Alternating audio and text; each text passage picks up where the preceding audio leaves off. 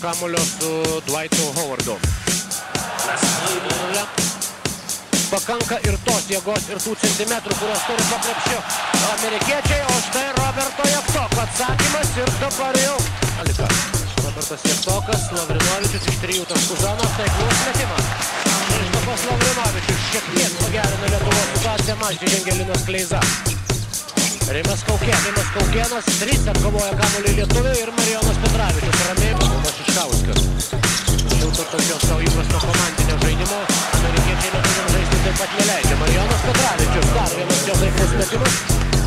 Robertas Javtokas, Mačiulis Jasikevičius iš 3 taškų zonos, taiklus metimas. Šarūnas Jasikevičius pagaliau atsigauna.